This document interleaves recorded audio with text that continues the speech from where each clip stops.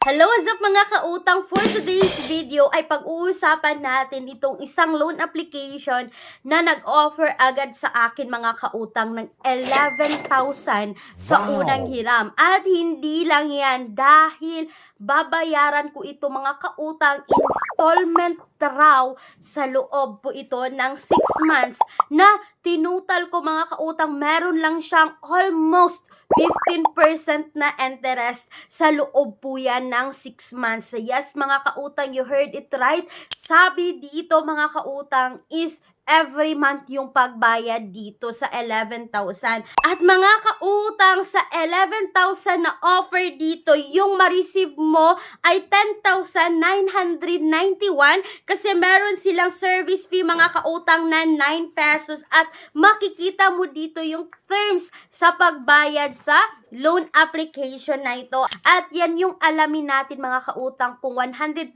legit nga ba ang offer na ito dahil mostly naman sa mga utangan mga kautang is small amount lang muna sa first loan. But ito mga kautang is iba. Makikita nyo talaga sa dashboard or sa screen mga kautang no na 11,000 talaga yung first offer ng loan application na to. Hindi na ako mag-share kung paano ako nag-apply dito. Dediretso na agad tayo sa kanyang loan details kasi alam naman natin no na paulit-ulit na lang yung process on how to apply the loan application kasi nga same lang naman lahat no magbibigay ng info, valid ID, yung mga ganyan mga kautang. So, hindi na tayo dadaan dyan. Didiretso na tayo sa loan details na loan application na ito. So, bago tayo didiretso, no, nais ko lang sabihin na maglalagay ako ng hashtag word sa loob ng video na to. Ang unang dalang tao na magkakamit ng tamang hashtag word ay mananalo ng tig 50 pesos each GCash. At abangan yung mga kautang ang aking pa GCash giveaway. Yung 20 katao malapit na yun mga kautang. So ito na nga no, pag-uusapan agad natin itong si instant loan mga kautang. So, alam ko, and marami na sa inyo ang nakapagsubok dito kay instant loan. Yes po mga kautang, as you can see no, sa instant loan, 11,000 talaga yung offer dito mga kautang. At eto na no, dito na tayo. Sabi ko nga kanina mga kautang, yung ma-receive dito is 10,991 kasi meron silang service fee na 9 pesos. Yung interest dito mga kautang is 1,584. So, tinutal ko ito mga kautang in 6 months. Ito po ay almost 15%. Konti na lang mga kautang, aabot na siya ng 15%. At makikita mo dito yung repayment plan talaga mga kautang.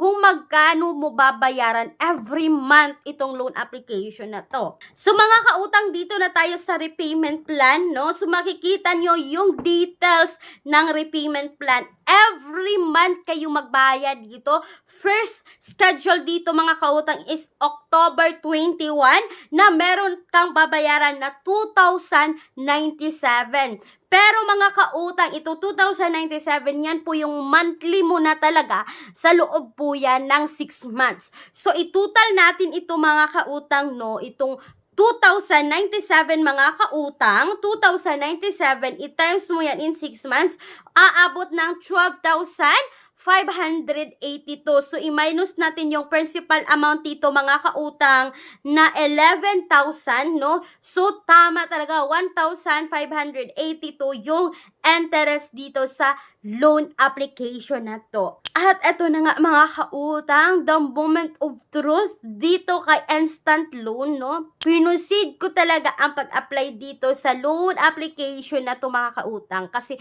sobrang curious ako kasi ganito agad yung offer na makikita. Legit talaga mga kautang na makikita mo na ganito yung offer, no? Sa kanilang dashboard talaga. So, expect na natin talaga as a borrower, no?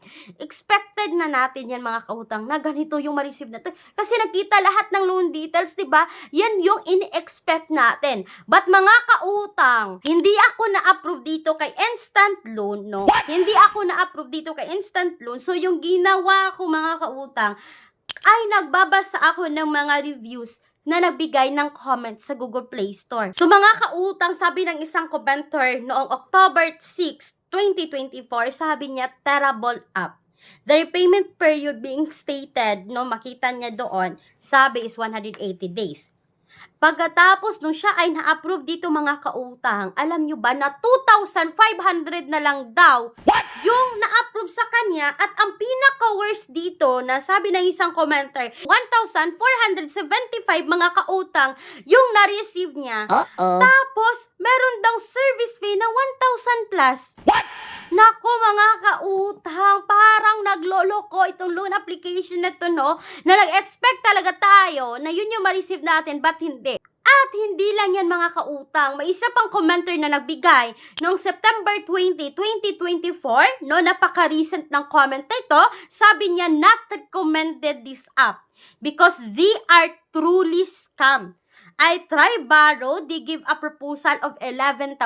Yes, mga kautang, legit talaga na 11,000 yung makita mo dito. But, mga kautang, yung na-approve daw sa kanya is 4,500. At yung na-receive niya dito, mga kautang, is 2,200. Kasi meron daw service fee na 1,800, mga kautang. So, isipin nyo, sobrang laki ng interest pala dito ni instant loan, no? Advertised lang talaga yung makikita mo 11,000, hindi naman talaga legit na 11,000 mga kautang. Sana wag naman ganun instant loan, di ba? Kasi nag-expect yung mga borrower na ganyan, pero hindi naman pala pagkatapos ma-proceed yung loan. Maiinganyo ka talagang i-proceed yung loan application dito to see mga kautang, no? Na legit yung 11,000, pero hindi naman pala mga kautang. Hindi po siya legit. Kaya wag niyong subukan, kasi kapag kayo ay na-approve dito mga kautang, kapag kayo ay na-proceed at na-approve dito, sobrang laki ng interest ng loan application na to. Mga kautang, wag tayo dito, di ba? May mga alternatives loan app tayo mga kautang. 7 days siya, 0% interest. May iba naman na 0% interest, 10 days kagaya na Online Loans Pilipinas. At may iba rin mga kautang na 30 days ang baba ng interest. So, wag tayo dito sa mga loan application at kung talagang need natin umutang sa mga loan app. Pero para sa akin mga kautang, no, wag nating sanayin yung kasarili natin na umutang sa mga ganitong loan application, kasi may mga other hustle tayo. Maghanap tayo ng side hustle na baka katulong sa atin na magkaroon ng extra income mga kautang. High-tech na ang panahon ngayon. So, ang dami ng pwede nating pagkakakitaan online gamit yung mga cellphone natin. Ilalagay ko sa description box or sa pin comment section ng mga link ng mga nabanggit kong ito. But mga kautang, please think twice pa rin bago umutang, no? Sana po ay nakatulong itong review kay instant loan. Please don't try this loan application mga kautang. Hindi recommended itong loan application na to. So mga kautang, bago ko nga tapusin ang video, kung kayo ay employed or self-employed at gusto nyong umutang or sumubok sa bangko, mga kautang, you can see dito sa screen, ito po yung mga requirements na kakailanganin. At para sa karagdagang informasyon, you can email me right away, clarissa@gmail.com. Mga kautang, please take note that all applications submitted is subject for bank approval. So, sana po ay nakatulong ito mga kautang. Once again, this is Clarice, ang inyong number 1 palautang. Dahil utang is life. Bye, bye, bye mga kautang!